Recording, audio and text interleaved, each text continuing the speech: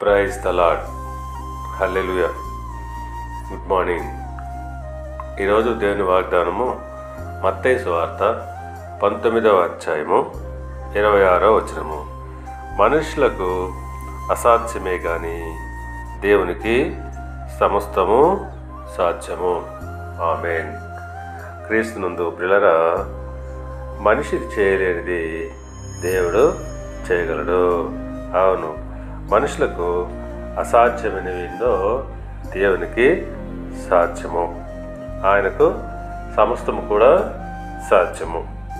అందును బట్టి ఆదికాండము 18వ అధ్యాయము 14వ వచనంలో ఆయన అంటున్నాడు, యెహోవాకు అసాధ్యమైనది ఏదైనా ఉన్నదా?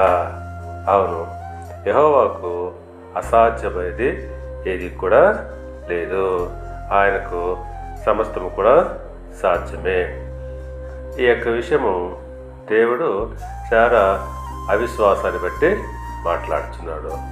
కనుక పిల్లరా, మనలో అవిశ్వాసం ఉన్నప్పుడు మనకు కార్యాలు జరగవు.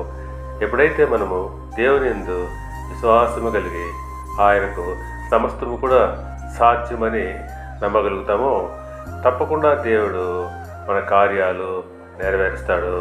మనకు అసాధ్యమైన వాటిని ఆయన సాధ్యం చేసి చూపిస్తాడు. అవును, నమ్ముట నీ వాళ్ళైతే నమ్మువానికి సమస్తము సాధ్యమే అని ప్రభు చెప్పుచున్నాడు.